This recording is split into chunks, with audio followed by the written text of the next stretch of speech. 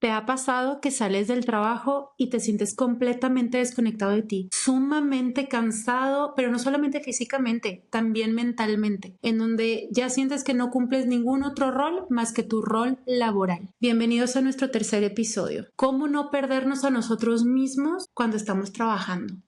Platícame, Marlene, ¿qué piensas sobre este tema? Creo que es muy común, creo que pasa más de lo que debería pasar y sobre todo pasa cuando tenemos los primeros trabajos. Llega ese momento donde salimos de la universidad, creemos que ya nuestra vida está totalmente resuelta. Lindo chiste, la verdad, pero también creemos que ese primer trabajo o esas primeras experiencias que tenemos laboralmente van a ser las únicas. Por eso muchas veces soportamos cosas que no deberíamos soportar y no deberíamos permitir. Este punto es bien interesante y me llama mucho la atención porque siempre creo que hay como factores de riesgo o señales de alarma. ¿Cuáles señales de alarma consideras tú que tenemos que prestar atención para darnos cuenta de que nos estamos perdiendo en estos trabajos? Yo creo que el primer signo de alarma que nosotros notamos, físicamente empezamos a tener un desgaste. Normalmente siempre hay o una pérdida significativa de peso o un aumento de peso. Empezamos a perder momentos familiares. Creo que esa sensación que todos en algún momento la hemos tenido cuando llega el domingo en la noche y sabemos que al día siguiente debemos estar en nuestro puesto de trabajo, ese miedo, esa sensación de no quiero ir, de por qué llegó el domingo en la noche, de los síntomas más comunes, por lo menos a mí me pasó en mi primera experiencia como visitador médico. Ok. Fíjate que hay un cambio muy importante. Yo estudié fisioterapia y ejercí mi carrera un año, una carrera muy bonita, hermosa, pero en Venezuela en esa época era muy mal pagada. Y entro en la visita médica. Yo entro en la visita médica porque vengo de una familia de visitadores médicos y fue como un reto, fue como, bueno, voy a estar aquí un año, 2 años, como que para hacer dinero y ya me salgo y regreso y monto a lo mejor un consultorio de fisioterapia. La verdad, entrar en Venezuela en la visita médica, primero no existían como muchas vacantes, cosa que acá en México es muy diferente, la verdad. Y tenía como esa responsabilidad. Yo entré a la visita, mi hermano me compró el auto para que yo empezara a trabajar de visitador médico. Yo no sabía ni manejar, imagínate. Así en mi vida me había manejado un auto.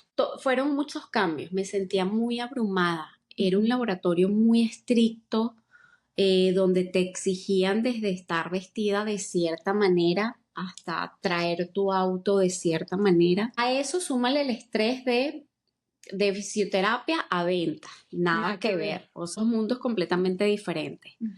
Hay el estrés de aprender a manejar, tráfico, me tocaba viajar, me sentía muy en deuda con mi hermano porque el carro, también con la empresa, porque sentía como que nadie me iba a dar otra oportunidad. ¿Sentías que te estaban haciendo un favor al contratarte? Sí. Me sentía como que todo lo que ellos me pedían, sí, a todo decía que sí. Ese miedo, la verdad. Y sí, la verdad que fue un laboratorio donde aprendí muchísimas cosas, pero bien me costó, me enfermé muchas veces, creo que estuve como los primeros 2 o 3 años que yo ni salía con nadie, no había tiempo, porque hasta los fines de semana recuerdo que siempre estaba haciendo algo del laboratorio o una revisión de negocio o aprendiendo simplemente de la carrera de visita médica. Y particularmente perdí muchísimo peso, empecé a aislarme, ya no salía, empecé también a perderme momentos familiares o a estar presente pero ausente al mismo tiempo, porque típico que de repente estábamos reunidos en, no sé, en casa de mi abuela, en alguna comida y yo en la computadora haciendo algo. Creo que esa es una de las cosas. Una señal de alarma fuerte. Una señal de alarma. Y creo que pasa muchísimo eso cuando tenemos la primera experiencia laboral. Claro, y sabes que también creo que hay una línea muy delgada entre estas experiencias laborales y el autoconcepto que puedo llegar yo a tener con la cuestión del éxito o qué tan bueno puedo llegar a ser yo en el trabajo. Porque, por ejemplo, en el consultorio yo tengo muchas personas que son maravillosas, de verdad maravillosas, y que son súper buenos líderes y que son súper buenos en lo que hacen y les apasiona lo que hacen, y aún así llegan a terapia dudando de sus capacidades. Y todo esto es por la cuestión laboral. Y claro que estos pequeñas señales de alarma en donde tu peso cambia, se te altera tu sueño, en donde ni siquiera te permites de verdad ir al baño porque tienes que mandar un correo antes.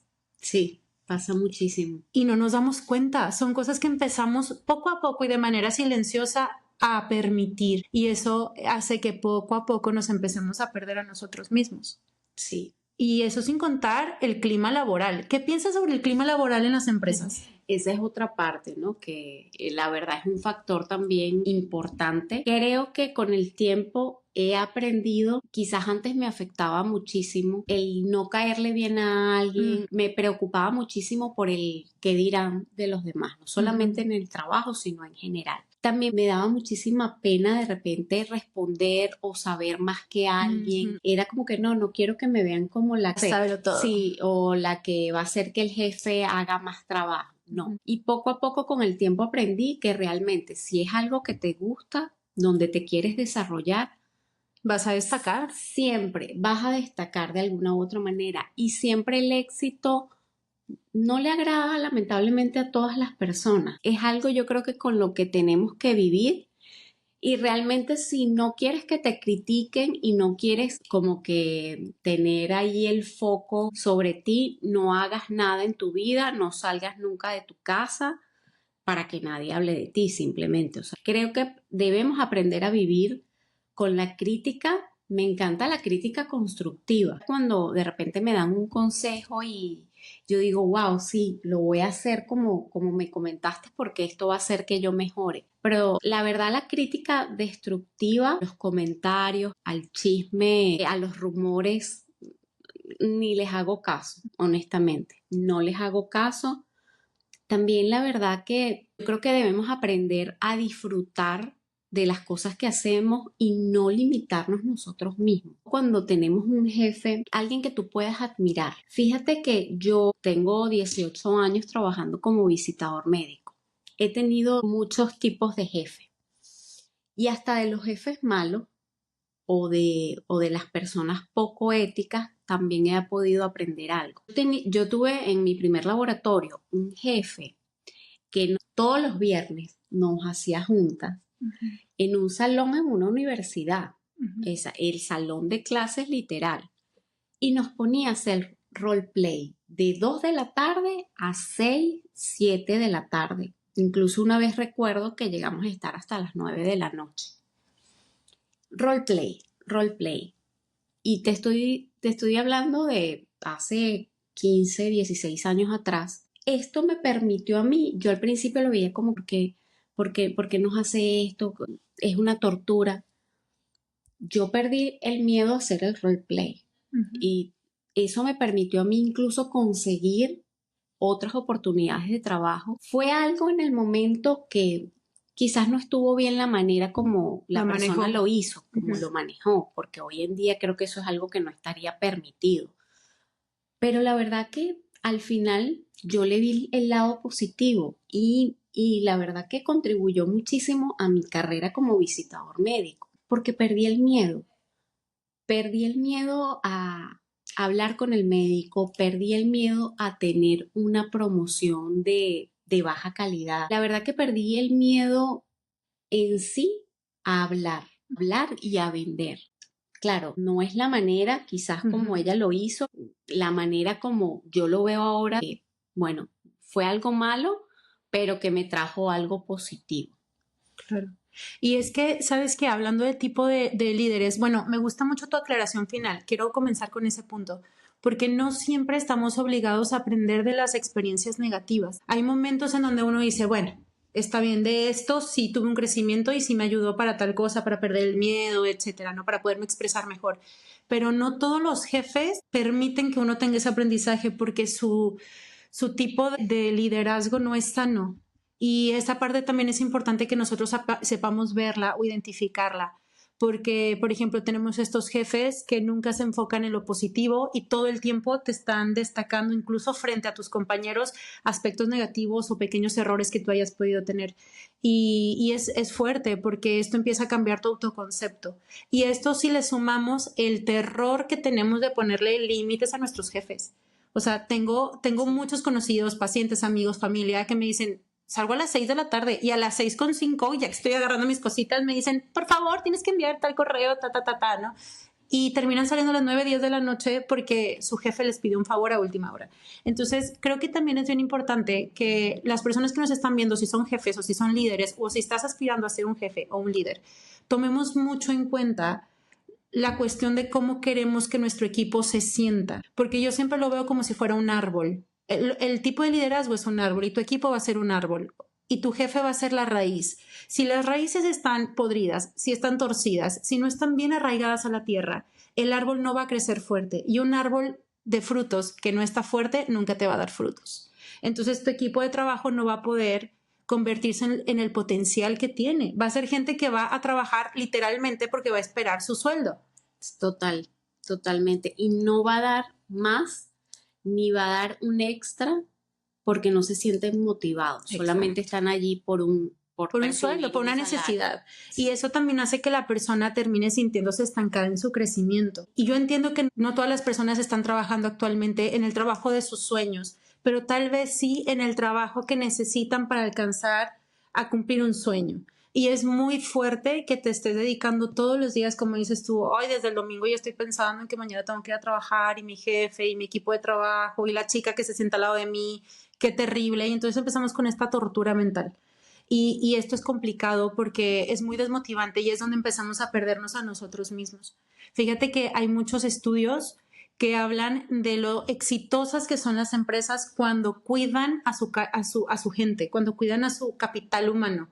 Estas empresas donde hacen que sus personas se sientan escuchadas, valoradas y motivadas, en donde no todo es trabajar, en donde tienen una vez cada 15 días donde hacen dinámicas de integración. O sea, realmente experimentan el éxito estas empresas. ¿Has estado en alguna empresa que los motive o actualmente te sientes de esa manera? La verdad que sí. He tenido la fortuna de caer siempre en compañías que arropan mucho a su equipo de ventas. La verdad que he sido muy afortunada en ese sentido y soy de las que particularmente piensa que tú siempre vas a dar más, tú vas a dar el 200% cuando te sientes motivado por un buen líder, un líder que te enseña, un líder que no necesite hablar para vender a su equipo, sino que el equipo se vende solo. Claro. Ese es el mejor trabajo y la mejor recomendación de si eres o no un gran líder. Cuando tienes un equipo exitoso, un equipo que habla por ti. Y la verdad que, mira, he tenido jefes excelentes. Creo que en los últimos años he tenido a personas, la verdad, muy talentosas que siempre me han dejado una enseñanza, siempre me han dejado algo positivo y me han motivado a ser mejor cada día en mi profesión. Sabes que yo recuerdo hace un par de años que tuve un momento personal difícil y no sé por qué mi reacción fue llamar a mi jefe. Yo no llamé a una amiga, no llamé a mi mamá, o sea, lo consulté con mi jefe y era algo personal. Pero imagínate el nivel de confianza y de admiración que yo tengo por esa persona, que le abrí una parte de mí que nunca lo había hecho, ¿no? Pero fue una reacción de verdad natural, totalmente. Debemos nosotros tener nuestros no negociables en el trabajo, la verdad. Porque decirle que sí a tu jefe en todo, no negarte a sus exigencias, tratar siempre de cubrir todas sus expectativas, nunca te va a salvar de un despido. Si tú crees que decirle que sí a tu jefe en todo te va a salvar de que un día te despidan, estás equivocado. Eso no te va a salvar. Y también creo bien importante que consideremos que las empresas siempre van a intentar que tú adoptes como tuyo sus problemas. Y no quiero que se malinterprete este comentario, porque no es que esté mal que tú te hagas responsable por los problemas de la empresa, por algo estás trabajando para esa empresa.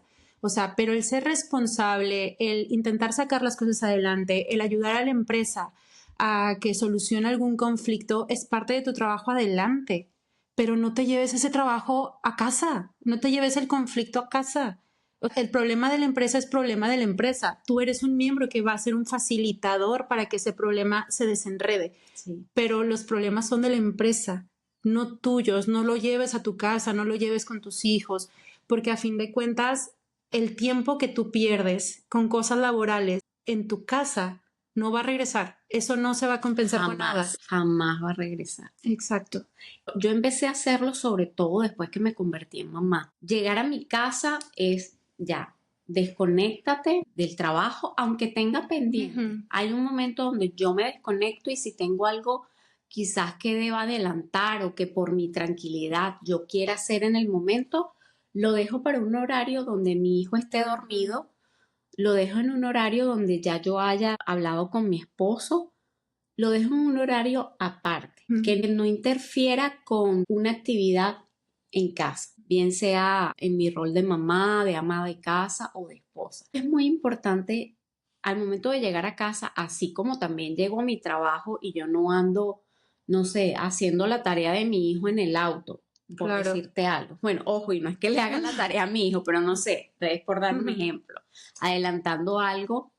Tampoco estoy haciendo algo personal en el horario de trabajo.